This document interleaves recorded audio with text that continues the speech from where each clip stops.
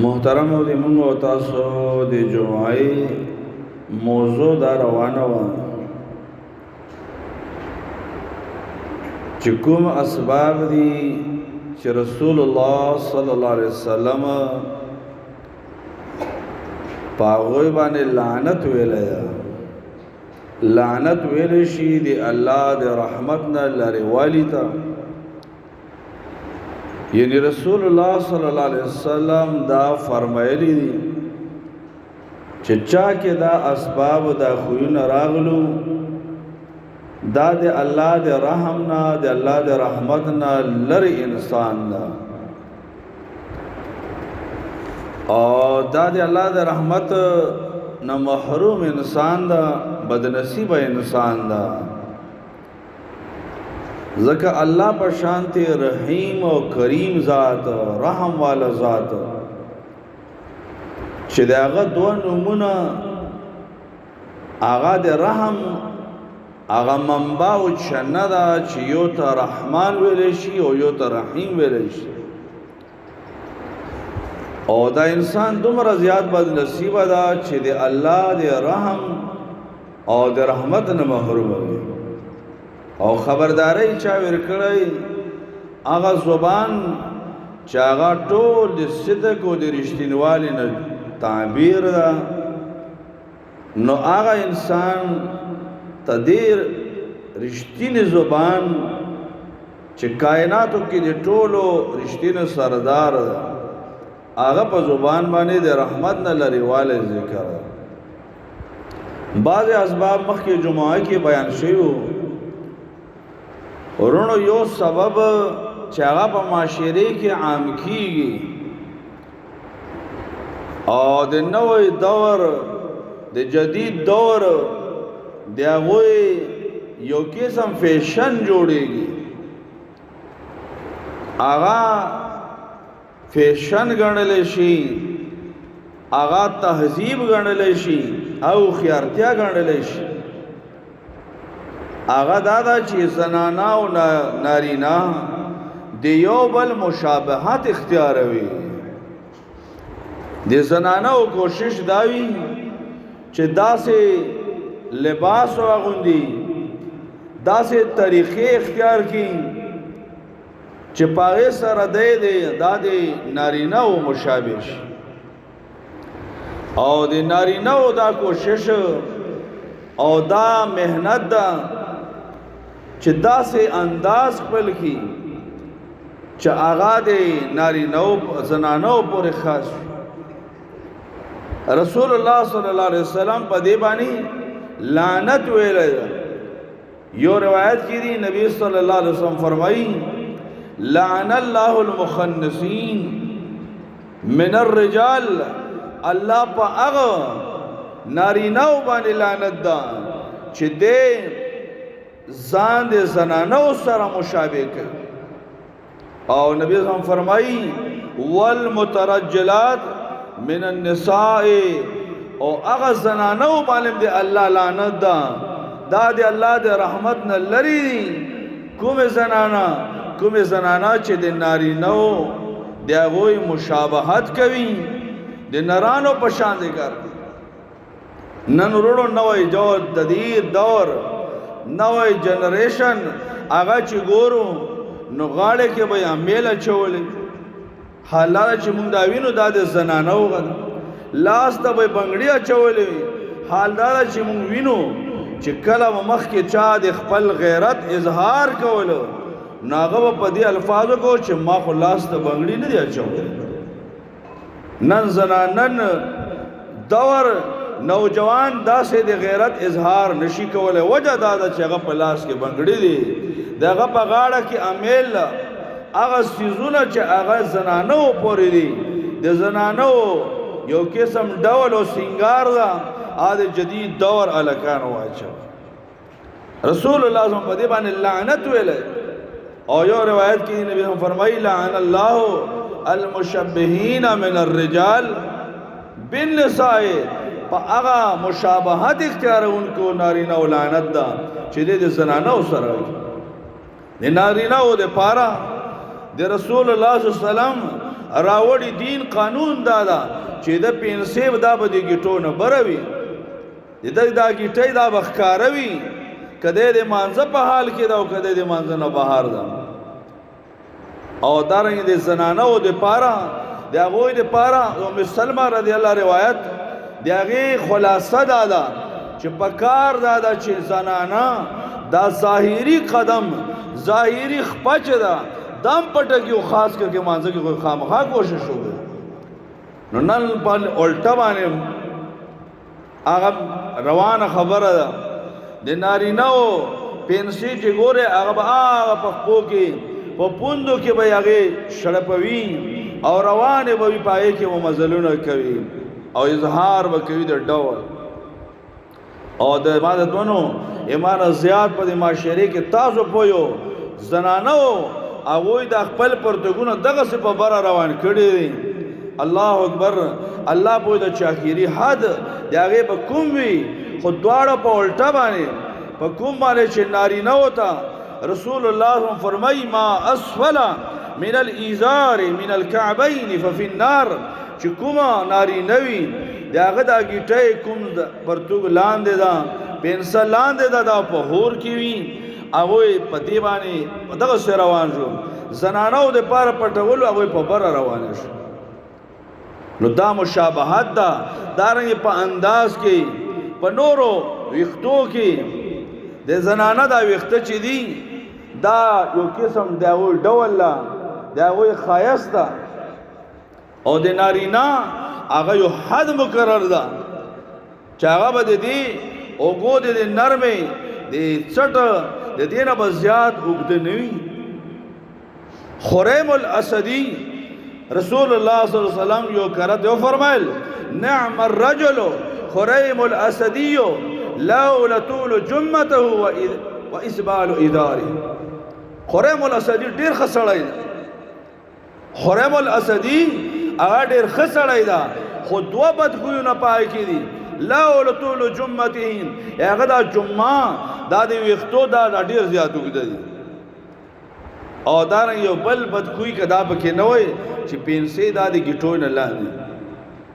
خریم الاسدی ته چا دا خبر را ورسو چې د الله د رسول صلی الله علیه وسلم د زبان مبارک نه د الفاظي چې د خسړې دا وکړه دوه خو نه هغه چاړه وخت وختیم لاند کړل دی نار په پورې را ورسو او دارنګ خپل پرتوګ هغه په چاړې باندې کړ ورونو اصل وجدادا چې نن دی باندې نوجوان پویم چا نکړل کچیر دا نوې نسل دا په دین باندې پوه شو نو دا نه چې دا مسلمانان نه دي دا عمل کول کې نه دي خو چا پویم نکړل بهر صورت مشابهت د نارینه او د زنانو د نارینه سره دا لعنتی کار دا ورونو یو د لعنتی سبب نه هغه زوارات القبور رسول الله صلی الله علیه وسلم امام ترمذی روایت دا رسول الله صلی الله علیه وسلم فرمایي لعن الله زوارات القبور الله چې هغه زنانو باندې لعنت ویلې چې دی ادیرو ته دی قبرونو ته زیارتونو ته ځي په دې زنانه باندې دی الله لعنت او دا یا په دې کې دومره دا چې کچېرته یو کرت نیمه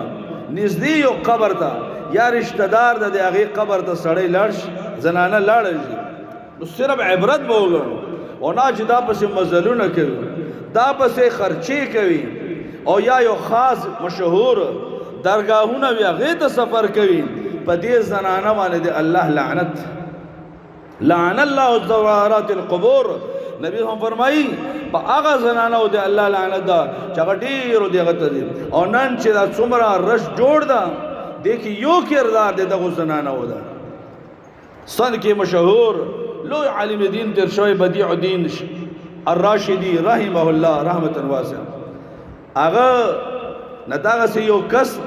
کمزور عقیده والا سوال وکړل هغه چې ګوره چې دا کوم کفر نن په غازی عبد الله شاه کې شروع ده دا سه کفر د مشرکان هم نو وکړ ځکه په هغه کې ځان ته کعبه جوړه طواف جوړ دا د زمزم د پاره د اوبو د پاره خپل ځای د وارشه په کې جوړ اجو نه کېږي دا ناغه ته وای چیرې جی ګوره په دې باندې دا رش نه ګوري دا دی الله اولیاء دي زګه باندې دومره رش داغه بدی او دین شاه رشیدی رحم الله تو فرمایل دی باندې تاسو دا زنانه بند کو بیا ز ګورم چې کال ته دومره خلک راځي وکنه دا هم دې ظلم دی وجنه دا بل ظلم روان نو زوارات القبور چې د قبرونو زیارتونه کې په دې زنانه وبد د الله لعنت یو د لعنتی اسبابونه امام ترمذی وغیرہ روایت ده نبی هم فرمایي لعن الله دی الله لعنت فی الخمر 10 چې شراب نشئی نشه کوي داغه په لاسو کسانو باندې لعنت ور اره ګناه چې دا هغه د الله نه فرمانی وي خو نشه داسې شی ده شراب داسې شی ده چې په دې کې په لاسو کسانو لعنت ده چې دا څوک نه چوړوي چا لپاره نه چوړېږي څوک په چا باندې سکی څوک اخلي څوک خرڅوي چا لپاره خستلې شي چا لپاره خرڅولې شي څوک دا قیمت خوري په دې ټولو باندې لعنت ده دل بیا ورونو موږ د شراب صرف دا ویو چې دا کوم مشهور بوتل کې مایا شکل کې شراب بس دغه شراب حال دا چې حقیقت دا څه نه دا ورونو دې باندې ځان پوهه ول مکاره د شراب په زمره کې د تا په جیب کې چې پراتن سوار دي دا شامل لګوره د تا په جیب کې تا په دکان کې د سیګریټو ډبای چې دا به شامل لا تا په دکان کې په د معاشره کې دا کوم چرس خرڅول شي دا شامل لا دا کوم آیس او پاوډر خرڅول دا به شامل ځکه تعریف از دا کورونه د رسول الله صلی الله علیه وسلم تعریف امام مسلم رحمه الله فرمایي کل مسکر خمر ارن شی دا شراب دا وکل مسکر حرام مسکر ناشاور شی دا شرابم دا حرام وفي روایت یو روایت کی دی کل خمر حرام یو خمر یو نشئی شی دا خمر و شراب دا او شراب چې دا حرام ورونو د ټولو نه لوی د نشې کا هر یو شکل په معاشره کې وتا مختلف نمونه ورکړي چاته به د آیس نوم ورکړي چاته وتا د وړي نسوار نوم ورکړي یاد ساته دا ټول د الله په نظام باندې حرام دي او د دې لوی نقصان چې دا گمراهي د سره تړلې ده حدیث کې دی رسول الله صلی الله علیه وسلم چې کله د معراج په شپه باندې برتله 2 پیالې و تراوړل شي یو پیاله کې پای کې شراب یو کې پيو شودوي رسول الله صلی الله علیه وسلم دی پيو شود راو پیاله راو جبريل علیہ السلام ته څو فرمایل الحمدلله الذي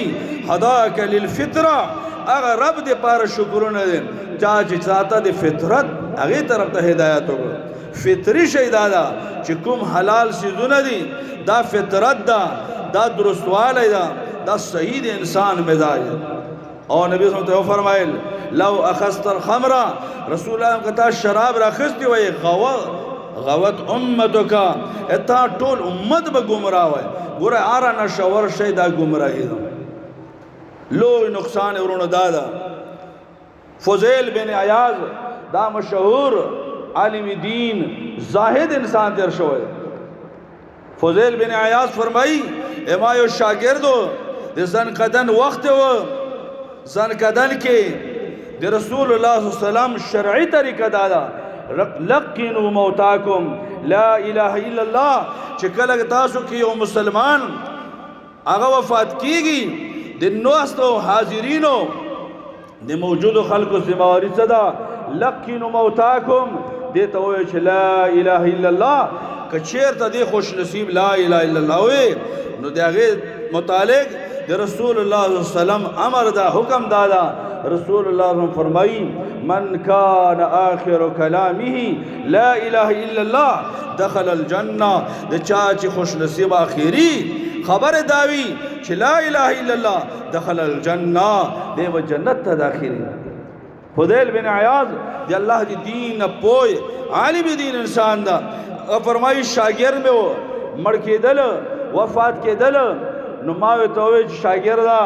لا اله الا الله ویا زکه دا اخیری وختونه دي د دنیا نه رخصتېږي کلمه ویا ناغه څوې انا کافر بلا اله الا الله ته ما ته دا وی زه د لا اله الا الله نه انکار کوم نه منم لا اله الا الله. شاگرد وفات شو پم دی باندې فضیل بن عیاض فرمایي زه پم دی غمونو په دې فکرونو کوم چې دا خو د الله د دین طالب و دومره لویه درجه ده د الله د دین د طالب کوونکی د الله د دین طلب کوونکی او د بد نصیبه آخری کلمه داوا آخری خبر داوا چې انا کافر بلا اله الا الله لا اله الا الله نظم منکرم. الله اکبر. فضیل بن عیاض چې په دې غمونو کې هم یو ورځ شپه خوب وینم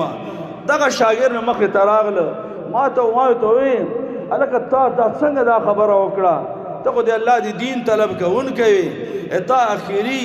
بدبختي بد نصیبي دا و چې لا اله الا الله د انکار. نو شاګرد راته وایي چې استاد جي زموږ شیخ درې خبرو د ما اخري خاتمه تباہ و برباد کړه اما تباہی د درو خبرو دیونه چوشا. اولینی انا مدمن الخمر ما به نشه استعمالوا زه نشهی وم نشه به مې کوله نو نشې دا د ما عقوبت اخري انجام تباہ ورونو خطره دا دا ته چې ته نسوار وی معمولی غاڼې ور په دې خله باندې الله کلمه نه جاری کوي الله په دې اخیری کلمات نه راولي چې لا اله الا الله الله یې پاره دام غټو غنو دانه مې توبه واسو الله نه معافي وغواړو الله به مو اخیره خاتمه دویم هغه چې یو خو ما نشه کوله او نشه داسې شی ده چې یو روایت کې دی رسول الله فرمایي د نشهی مثال لاله كعابد الوثن لکه دی بت عبادت کوونکی دغه څه د نشهی مثال اگر چې ته نسوارې غاڼې اونو دا ګوره معمولی مګاڼو نشه معمولی مګاڼو چې نشه پچا کې راغله اره ګونه د پسې خپل راځي کومه معاشره کې چې نشه عام شي دې کې بغلا راځي عرب بد عملی هغه په دې معاشره کې عام کی. نو شاګر وې چاولی نه زه خو ما به نشه کوله دویم دا چې ما به چغلی کوله انا امشي بالنمیمه دو مسلمانان دو دوستان دو ګاونډیان دا به سره ما په جنگ او په اختلاف باندې اچولو دا د ما کار. نو اخره خاتمه مې تباه شوه. او دریم دا چې یو ما به د یو خدا چې ما نشه کوله بل دا چې ما چغلی کوله او دریم دا چې مسلمان به ما سپک ګڼه بل سړی به ما ته اړو سړی نه ښکاره. او نبی هم فرمایي دی انسان د بدي دپاره